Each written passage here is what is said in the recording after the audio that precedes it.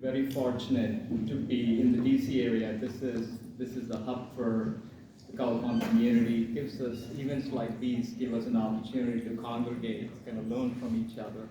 Yeah, just super excited to see some of you that I've been seeing in years. Smita and her panel earlier, and then Jay, Sundar, and Ram talked about small business, or how do you establish help nurture small businesses? How do you, kind of prosper, kind of get them going, right? And if you're in this panel, it's very excited. I'm super excited about it because it's going to be going to talk about how do you prosper and thrive as mid and large business, and it's a in principle, even though when you're small, right? Some of the concepts apply, right? But it's a paradigm shift. It's like, think about our babies or pets. I shouldn't be talking about pets, but it's when they're small, you nurture them, right? You kind of focus them in a certain way. But when they're teenagers, young adults, it requires a different focus, a different intent to continue that momentum, to continue the success, right? And in panel today, so thankful for the panelists here that I've known them, and tremendous respect for what they've achieved, even though they don't need an introduction. Just their success and track record speaks for itself. I'll go ahead and introduce PG. Prashant Gaur right next to me is the CEO and president of Credence. Credence is about over $500 million right now, just one of the largest privately held firms in the area. Before that, PG was an executive working for Department of Defense, right? And then prior to that, it was at PwC, being an engagement practice lead for. To vote for him, and he has it in his head. Oh, there you go. Good memory, good sleep. That's all. That's the trick. But so great legacy there, PG. Super grateful to have you here. Robert has led and be long and successful mergers, track record, for large and successful mergers, acquisitions. He has helped grow organically, small businesses into large business. Recently, with I think you led the merger of HP Software and Micro Focus, which is now an $8.8 billion conglomerate, and it's probably the 7th largest pure software play in the world, in the industry right now. And prior to that, Robert started in 2018 a small business which he nurtured into a $1 billion business within 5 years. Amazing story there. And he also runs the MJM company, which is a global conglomerate that provides legal support, private equity support, and management advisory services. So thank you, Robert, for being here. Anil Sharma is the CEO and president of 22nd Century. Anil diligently nurtured a $2 million business to right now the revenue is over $570 million. Great story there. And Anil is involved in large philanthropy activities in the area. He recently donated about $1 million to the Thai VC Young Entrepreneurs Program. Thank you, Anil.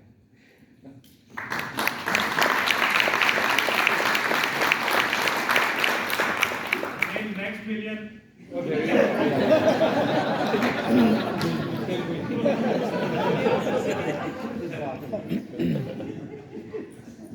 So on this stage, I think we have all been through this journey and are instrumental in kind of converting a small business to a large business, right? So there has been, certain moments, certain decision points. PG, I'll start with you because when I met Sid, that was in the basement in McLean office. Credence was $2 million. The next time I met you guys at Bombay Tandoor, you were at $50 million, right? And then next time we spoke, you were at $200 million. So tell us, kind of walk us through the journey about, when do you decide, or what was the moment that you said, you know what, we don't want to be small, we want to be a large business, we can do well in the space. So can you just walk us through your experience? Can you hear me? Is this working? Yes, yes. So, I have to say that our journey has been a little bit different because it wasn't like we hear about mergers and acquisitions. I know UBS and everybody else we hear. It was basically, this is what we enjoy doing. That's literally the philosophy. Yeah, we can turn on the microphone. Why don't you? So, can you hear me now? Yeah. Okay. So it's basically, we enjoy doing what we are doing, and I started in consulting. I love the business. I love the business of government. I was a SES in the Pentagon, so very committed to the mission. But in terms of the growth, coming back to your question about Bombay Tandoor and all that, I had lots of lunches there. But basically, when we were 20 million, literally it was like, so what do you want to be? Let's grow to be 100 million. Frankly, there was no kind of like, it wasn't like we came up with a plan and then said 100 million. We first said 100 million and then came up with a plan. It's almost like, okay, if we get there, and this gentleman here and both of them have done a great job of thinking big, but it was literally like, okay, let's think big. And we had a goal of reaching that by 2020, we reached that by 2018. In 2018, what do you want to do? Oh, let's be 500 million by 2025. I'm making it sound easy, but it's not. But it's like when you force yourself to think big, the mind expands. So what do you need to do to answer your question? You have to win big IDIQs. One of our basic formula was that we never wanted to be a subject. Especially given my background, our background, we had lots of opportunities, but frankly, being a sub-subs. I mean, I can walk you through the math, but basically, the prime gets it, they bid it at very competitive rates, they take 20% off, and then they give you the rate. Well, that doesn't work. So why waste time doing that? So we never have subbed at any point of time, just literally go for the big IDIQs. And the other formula we have used is, it takes the same amount of effort to go after a small task order, go for the biggest one you can find. I know it sounds kind of crazy, but again, it was because we were just having fun. It's like, let's do crazy stuff. Thank you, PG. Robert, this is for you. What are the biggest challenges companies face when scaling from a small business to a large enterprise? And how do you maintain the agility and innovation that contributed to your initial success? I mean, sure, I think as all of you are growing from small to medium to large businesses, it really is about a mindset. I was baptized by Larry Ellison. I worked for him for many years to build his government business. And he was the hardest man to ever work for because the bar kept raising every day. So his mentality was go big or go home. And I sold my first software company to Mark Hurd, which was pay the highest margin is the highest pay. So a very simple equation. Then I sold my second company to Meg Whitman, who was all about fearlessness, right? So the entire mentality when I built this last company I'm in now, in 2018, MFGS, it was the culmination of that mindset, which was how do I take the highest margin business, which is software sales, right? Take manufacturers who build the greatest products, but don't know the government marketplace, don't know how to sell to it, don't know how to go to market to it, or some of them are foreign owned. So that's the highest margin, software is the highest margin, more than any services can ever be. And how can you do a huge value add to the vendor and then deliver to the mission? And then how can you own that entire space for them because they don't know how to sell in the government space? So literally in 2018, when we launched this company, we did 220 million in that year. We engaged in contracts with foreign software companies who didn't know how to sell in the federal marketplace. That software was sitting on the shelf. It was some of the best software in the world. The government wanted it, but couldn't buy from a foreign entity. So we delivered a value add. We would take their source code, we would recompile it, built in the US, we would scan the entire source code, make it NIST compliant, and deliver it as a government product that the government ate up. So our entire portfolio is 5,000 SKUs, DevSecOps. We're not a reseller. We basically have an entire go-to-market sales force. And so we talked about BD in this room. I will tell you, the best BD people do exist. You may have hired the B players, but to hire the A players, I have 90 salespeople who get paid $1 million a year to push software out the door. But they all sell $10 million. Their entire comp plan is leveraged on them being a millionaire or not in 1 year.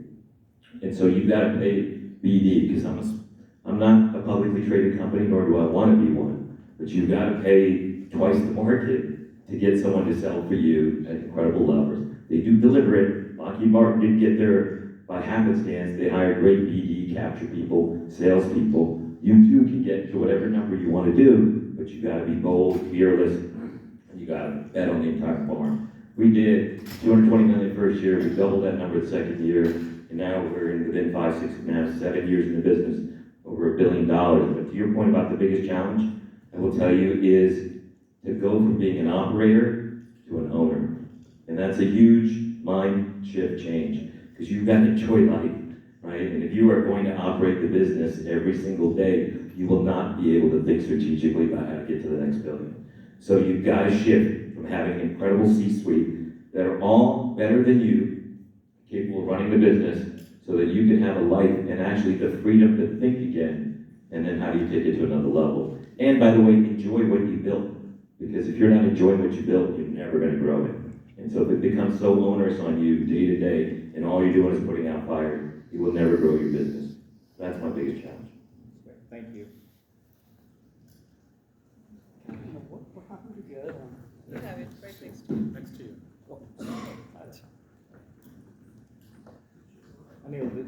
Anil, this question for you. Can you, just going back to your journey a little bit,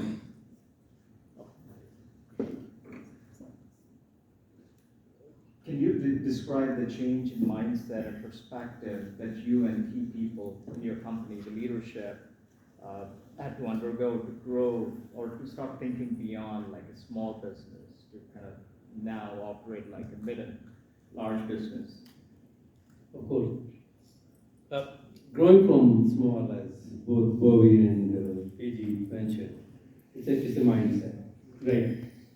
Change when you're small, the same strategies doesn't work when you're going from 5 to 25 and especially when suddenly you are getting into the Death Valley, you're out of small business, you can build that. So that you have to prepare for that mindset. I agree up to some extent. We were fortunate that we grew up to 100 million. As P said, we grew, we keep working on it. Our last 2 years of that small business, we're targeting, okay, we were ready to do from the small business to the mid-size, and we prepared.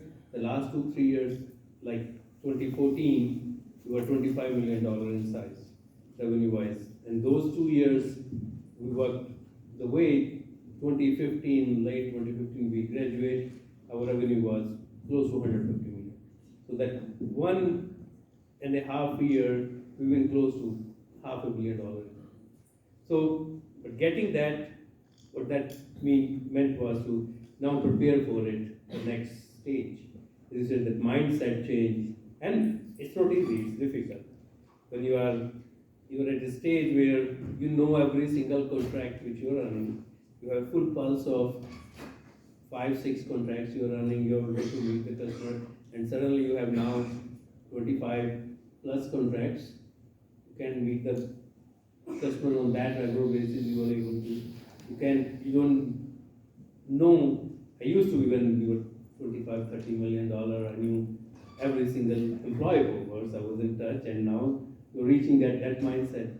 So building that second tier of management that was one of the challenges. We have to immediately jump and build that leadership team. And we were fortunate. I was fortunate to have that people, some of those existing people in other contracts, and getting them out of billable sports and make them as a corporate strategic leadership. Other than building the people, rest is building the operations, building the infrastructure for all layers to deliver those programs. Building the systems, sophisticated systems. When you're small, you're running on many different systems, small systems, sometimes you grow. And when you're reaching their stage, you need bigger, more sophisticated system. One of friend here is she is a Technomile, companies like that. You need those systems to, like, at that stage. So preparing, that is the mindset. The second is, when you are small, you can go without, and we went without knowing the customer. But when you are now from 25, now bidding 100 million bids or 50 million plus bids, that knowing the customer is really important. Having those strategic relationships, you're going from more technical relationship to the strategic relationship with customers.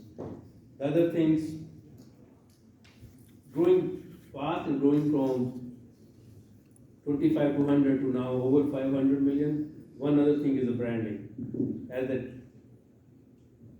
the industry knows you still as a small business, getting that branding done to your customers, that you are now a big, large, mid-sized company, you're competing with SAIC or Paraton or Deloitte and Booz, and branding is needed. I know someone sitting there from Paraton on the back, Rita. So that branding is equally important. So those are the things which, as you grow from small to large and big. Neil, on that, I want to talk about the infrastructure, right? Because the number of bits, right? In the 22nd century, I used to think, like earlier when you were small, you were bidding quite a bit. Now as a large, you bid everything. It's like you have a Xerox printer that just prints proposals and submits proposals, right? But so tell us about your infrastructure. How do you establish infrastructure? How do you make sure that the quality of, when it comes to the bids, how are you able to sustain that quality, right? That is super important. That has been definitely a key to us, our growth, the building that infrastructure of proposals or other things. It starts with me, myself. I was a sole proposal writer when we started the business, even first few years. And then I was fortunate to build some good proposal, and some of those are our protege. And Cheryl sitting here, Cheryl and her husband, they both started with us. They are now by the mentor protege also, but Cheryl's husband was my best proposal person, and still he is. I don't see better proposal person than him. So we build that, and along with that, so we build that as a process. Part of that is building a knowledge base on the proposal, so that at some point it's not dependent on the people. At this stage, I get a person, I know in 30 days I can start getting a good proposal from him, because we have built a process and knowledge base within the company. So that knowledge base is not just the people, but it's the process and the knowledge base which help us today. Of course, these days a lot of talks on AI and Gen AI based proposals, but we built that internally long time ago as that knowledge base to build some good proposals from that perspective. Thank you, Anil. Robert, question for you on the growth. You have been involved in, or you have grown companies through M&A as well as just an organic kind of nurturing the company from ground zero and up. Just walk us through, because some of us in the audience here, we're thinking about, hey, what's the fast or what's the most effective way to grow, right? Some of us have done, some acquisitions. There have been some horror stories there, right? And some of us just been focused on pure organic growth. So just walk us through your experience and best practices and how do you engage. Yeah, I think it's very simple. Nothing we're doing is nuclear science. Nothing we're doing is so unique that no one else hasn't done it. So what does that mean? That means the industry has the best of breed out there. Just find them, pay them extremely well, and they come work for you, and you go from 0 to 100 very fast. There is no secret. If you want the best in your life, you gotta pay for it, right? Just talent. It cannot come just because you have a great culture. People come in today's society largely on pay. Talent, I mean, culture is important, don't get me wrong, but you gotta pay for that, especially when you're not publicly traded, you don't have stock options to give, and you certainly don't want to dilute your equity. So you gotta pay them. And then the second thing that's really critical is you gotta put people on comp plans. Everyone in my company is on a rich comp plan, measured monthly, daily, inspect what you get, standard saying, but also pay what you really want is the outcome. So I would tell you, it is not so hard. You want to build a process to win the highest capture rate. You want your renewal rate for your license subscriptions to be 90%. Hire the best, pay for the best, and then give them a comp plan where you don't need to inspect everything they do. It's a monthly inspection. Their paycheck shows up whether they're a failure or a success.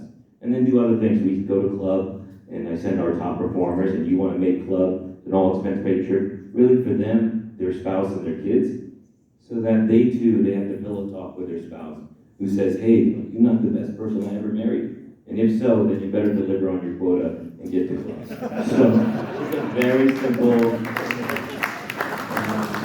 for all of us. And I think it just goes back to the basics. If we were a BD person, if we wanted to grow somebody's company, I think we would want a share of the success we're making for that company. So all you gotta do is share that love, and then your love will be even bigger. Awesome. Thank you, Robert. Peachy, Credence had a very unique equity or a reward plan, right? I think that just talking to you and Sid, I was very intrigued. Can you just, to the audience, kind of walk us through what your experience has been, or what were the lessons learned, and the model that you have?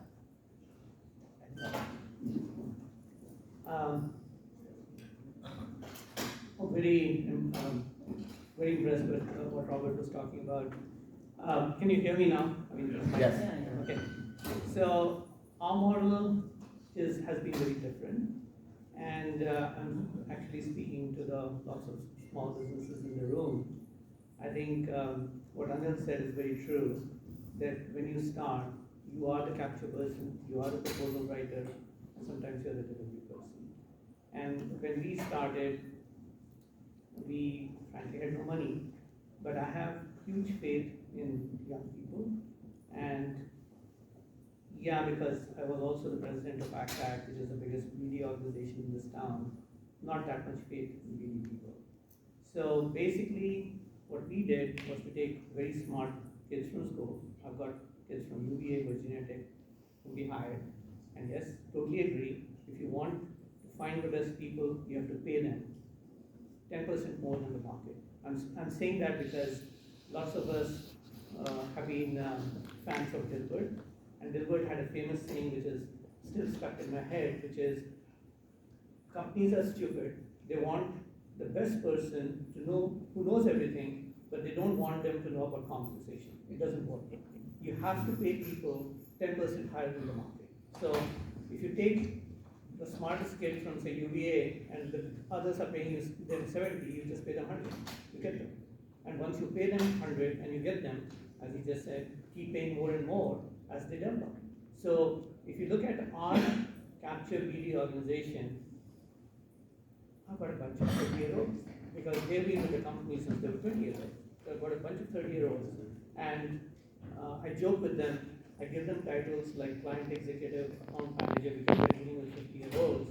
And I also joke in the teams area, sometimes don't put on the phone, because somebody can see that they're a young kid talking to them, and we can off them. So that has been our secret in terms of, that is our growth engine. You talked about equity, yes, from day one we decided that we will set aside a portion of our equity, which we do share with our folks, and that has been a phenomenal tool in, again, finding the people and giving them. Great. Oh. No. Can you start the button? It was just right. Okay, this one.